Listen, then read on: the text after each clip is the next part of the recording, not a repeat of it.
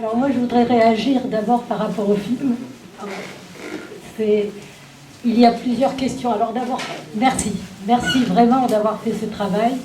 Et merci d'avoir pris tout votre temps, tout ton temps, à faire ce travail. Parce que ce sont des choses qu'on sait, dont on entend parler. Mais la manière dont ça a été fait nous permet peut-être de trouver le moyen de se battre sur quelque chose de progressif. Maintenant, je trouve quand même que la dimension française dans cet assassinat n'a pas été assez mise en lumière, à mon sens. Maintenant, bien sûr, je ne suis pas du tout dans le court-métrage ni quoi que ce soit, et peut-être que c'était assez difficile. Il ne faut pas oublier que Pompidou était Premier ministre, et qu'on se demande quel était son rôle dans tout cela. Il ne faut pas oublier qu'à ce moment-là, la relation franco-marocaine que De Gaulle avait rompue en 65 a été reprise en 69 lorsque Pompidou a été président de la République. Je ne fais que constater. Je ne dis pas que c'est une raison pour laquelle X ou Y est dans cette situation.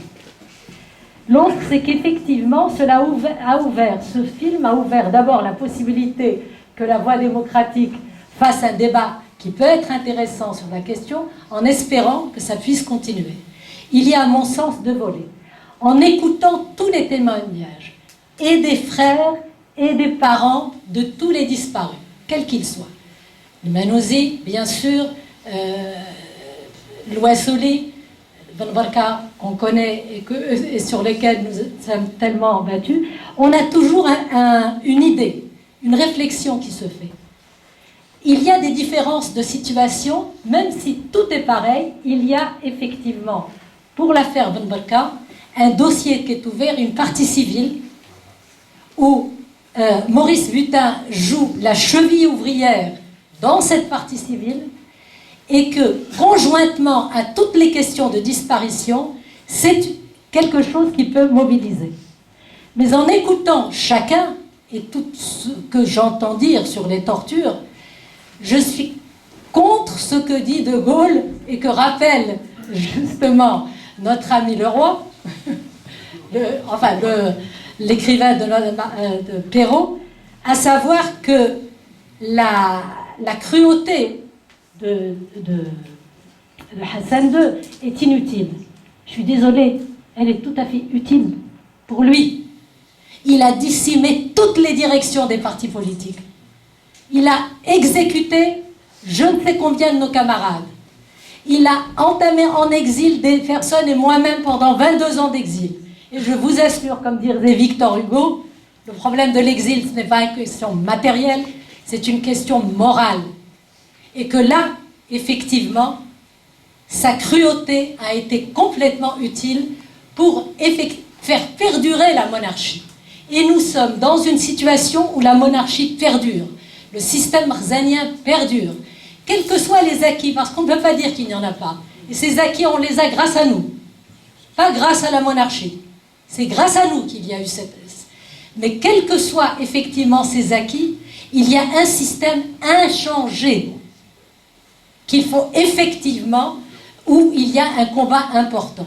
Et si ce système effectivement reste inchangé, c'est peut-être devrions-nous, et c'est ce qui m'a personnellement rapproché du deuxième volet dont je voulais parler, de la pensée de Mehdi Ben Barka, c'est sa capacité de l'autocritique, sa capacité d'y dire qu'il y a eu des erreurs, et sa capacité de dire qu'il y a une nécessité de regrouper toutes les forces démocratiques pour dénoncer un régime autocratique. C'est ce qui, personnellement, m'a conduit à aller dans, justement, cette tendance de Mehdi Ben Barka. Et je crois que c'est le deuxième volet sur lequel on devrait s'attacher. Certes, il y a un volet sur les droits, sur la vérité, mais il y a un volet nécessaire sur quel est l'apport de Mehdi Ben Barka dans ces années-là, au niveau constitutionnel, au niveau de l'édification du Maghreb, au niveau de la lutte contre l'impérialisme, au niveau de toutes ces questions que nous discutons les uns et les autres. Qu'est-ce qui a changé et qui fait qu'il est nécessaire que l'on soit d'accord ou pas avec telle ou telle position, mais où il est nécessaire de trouver quelque chose ou un programme tout à fait différent rassemblant les uns et les autres. La vérité, oui, pour tous, et ça, il faut la continuer. Développer effectivement une position commune pour mettre fin à cette autocratie, ça, c'est une ligne que le Mehdi Ben Barka avait déjà commencé. La solidarité des peuples, c'est quoi? Mais si on a une solidarité des peuples au niveau international et qu'il n'y a pas de solidarité des militants au niveau que du Maroc, alors effectivement, il y a problème. Et nous devons faire notre autocritique. Merci. Merci, Halet.